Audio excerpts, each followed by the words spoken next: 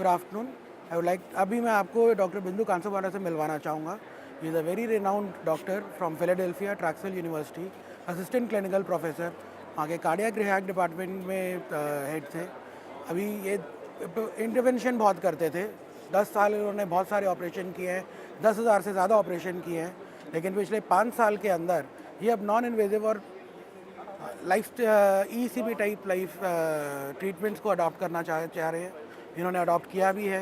US के अंदर इनके अपने सेंटर हैं जहाँ पे ECP ट्रीटमेंट देते हैं। हम इनके व्यूज़ अभी जानना चाहेंगे कि इंडिया के अंदर ECP का ये क्या देखते हैं future. Sir, thank you Aditya, thank you for inviting मी। पहले तो हम कॉन्फ्रेंस का शुक्रिया अदा करते हैं डॉक्टर चोपड़ा का कि इतने अच्छे सारे माहौल में राजस्थान में माउंट आबू में हमको लेके आए। I was please to meet so many good people here. और हम कहना चाहते हैं कि प्रिवेंटिव कार्डियोलॉजी एक अच्छी चीज़ है जिससे हमारे भारतीय जनता को बड़ा फ़ायदा हो सकता है। As we all know, coronary artery disease is one of the major factor affecting the cost and the sickness to India.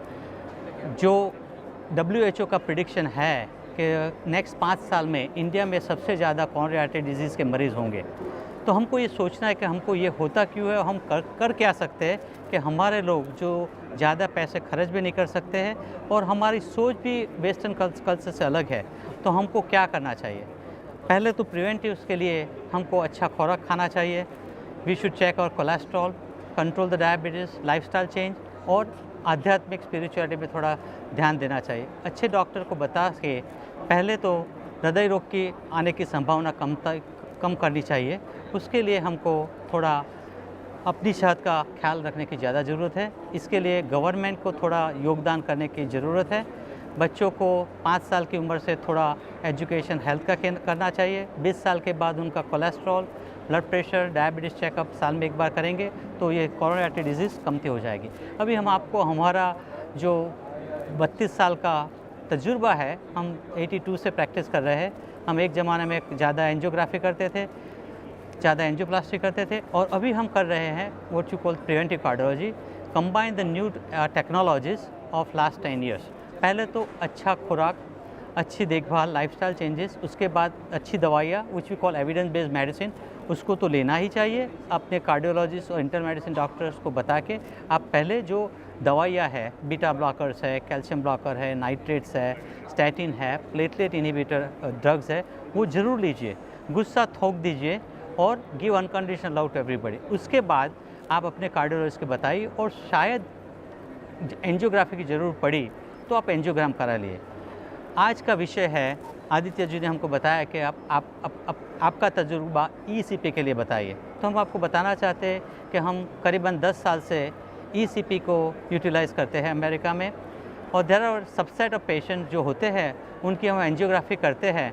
उनको बोलते हैं कि डिफ्यूज डिस्टल वेसल डिजीज़ होती है, 1 मिलीमीटर से कम थी, उसका हार्ट मसल मजबूत होता है, पर उनको रोज़ इतनी एंजिना होती है कि बेचारे रोज़ का ज़रूरी कामकाज है, जैसे कि सब्ज़ी लेने जाना है, जैसे कि थोड़ा 100 मीटर चलना है तो थक जाते हैं, उनको सांस फूल जाती है, उसको छाती में जलन हो जाती है और प्रेशर लग जाता है। वो आते हमारे पास, बोलते हैं डॉक्टर साहब हमने 3 नाइट्रोग्लिसराइड ले ली, हम क्या कर सकते और क्या कर सकते।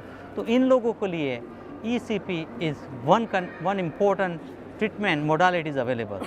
ECP एकदम साइड इफ़ेक्ट के बिना की प्रोसीजर है, ज़्यादातर लोगों को ये दे सकते हैं हम। जैसे कि थोड़े मरीज़ है जिसको हम नहीं दे सकते, उसको बोलते हैं सीवियर अॉर्टिक इनसफिशिएंसी है, जिसको पाँव में इन्फेक्शन, उसको हम नहीं दे सकते, बट ज़्यादातर लोग इसका फ़ायदा ज़रूर ले सकते हैं। उसमें कोई द्विधा नहीं होती है। मरीज़ को 7 वीक तक ट्रीटमेंट लेनी चाहिए। हम वीक में 5 दिन तक 1-1 घंटा की ट्रीटमेंट करते हैं। उसमें 3 कप लगाते हैं, एक पैरों पे लगाते हैं, एक दूसरे जांघों पे लगाते हैं, एक थोड़ा ऊपर लगाते हैं। 1 घंटा तक ट्रीटमेंट होती है। अच्छा स्पिरिचुअल म्यूज़िक बजाते हैं, पेशेंट्स को ज़्यादा अच्छा लगता है, और उनके बाद उनको देखते हैं कि उनकी चलने की क्षमता कितनी बढ़ जाती है। तो ज़्यादातर के हमारे मरीज़ का हमारा तजुर्बा है कि 1 out of 3 only does not get maximum benefit, but 2 out of 3 को सबसे ज़्यादा बेनिफिट होता है। उनकी चलने की क्षमता 100 मीटर से 200 मीटर से ज़्यादा बढ़ जाती है। उनकी नाइट्रोग्लिसरीन लेने की जो रोज़ दो दिन में 2-3 लेते थे उससे 1 से कमती हो जाती है। और जब मरीज़ ज़्यादा अच्छा महसूस करता है तो उसके आजू बाजू के लोग भी अच्छा महसूस करते हैं। They are not jittery, they feel good, the family feels good and ultimately role of the doctor क्या होता है कि मरीज़ को अच्छा लेना चाहिए। अच्छा, दूसरा मैं स्टैटिस्टिक बताना चाहता हूँ कि पूरी दुनिया में करीबन 5% लोगों को रिफ्रैक्टरी एंजाइना होती है। रिफ्रैक्टरी एंजाइना का मतलब क्या होता है कि जो मरीज़ को एंजियोग्राफी कर चुके हैं उनकी कुछ हम इंटरवेंशन नहीं कर सकते, उसको कोई बाईपास नहीं कर सकते। फिर क्या कर सकते हैं, they are maximal optimal medical therapy कहते हैं, वो सब कर देते हैं। उसके बाद होता है उन सब के लिए ECP is the best alternative. वो बोलता है option for people with no treatment, this is the right treatment. और हमारी एक बड़ी यूनिवर्सिटी मेयो क्लिनिक है, वहाँ पे this is now consider standard of care. And I usually जो बड़ी यूनिवर्सिटी में स्टैंडर्ड ऑफ केयर हो जाता है तो पूरी दुनिया में धीरे धीरे लोग ये सिखाने लगते हैं। तो वहाँ क्या होता है कि जितने मरीज़ को कुछ इंटरवेंशन नहीं कर सकते उनको ECP is given as an option.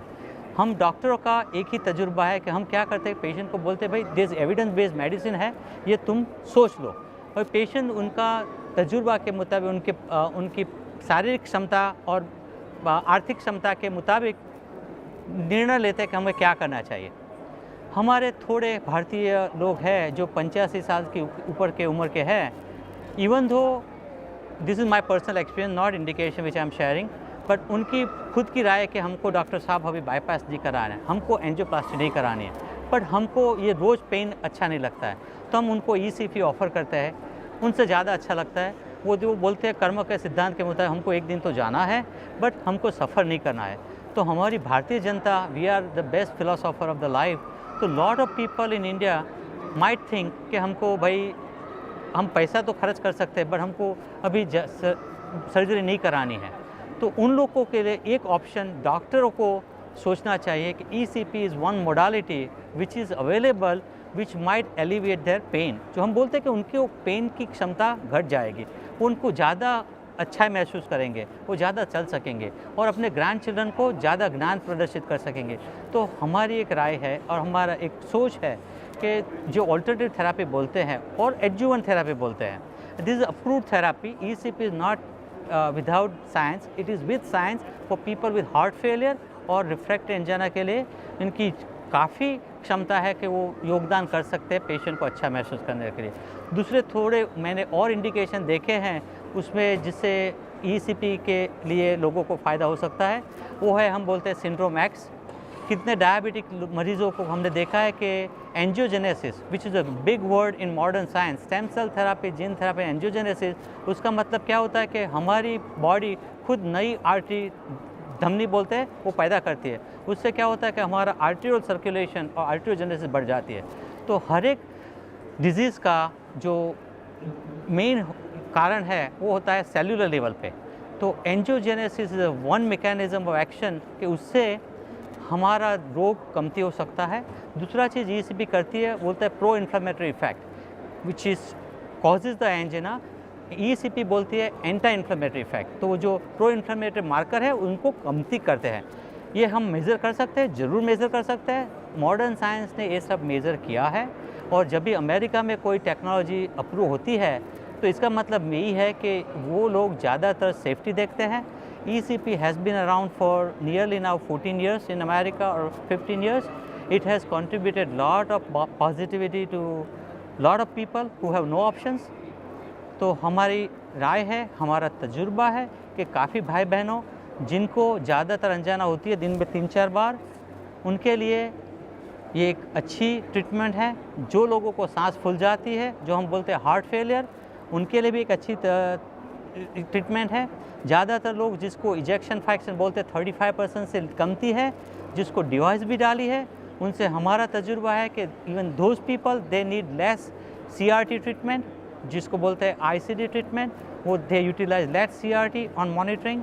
वो जो डेटा अभी 2 साल के बाद ज़्यादा बाहर आएगा, तो हम भारतीय जनता से अनुरोध करते हैं कि आपके डॉक्टर से पूछिए हमको ज़्यादा एंजाइना होती है तो हम और क्या कर सकते हैं।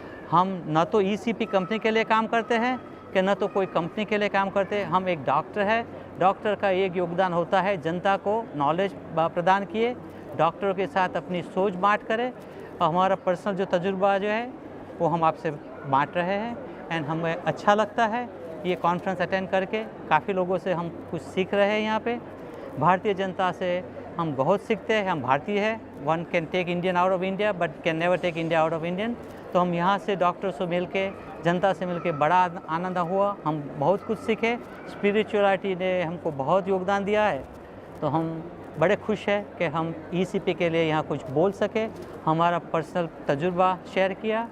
और इन कंक्लूजन अगेन आई से कंजस्टिव हार्ट फेलियर पेशेंट के लिए, रिफ्रैक्टिव एंजिना पेशेंट के लिए, in future acute myocardial infarction के लिए और पेशेंट विद कार्डियोजेनिक शॉक के लिए इस ट्रीटमेंट की क्षमता ज़रूर होगी।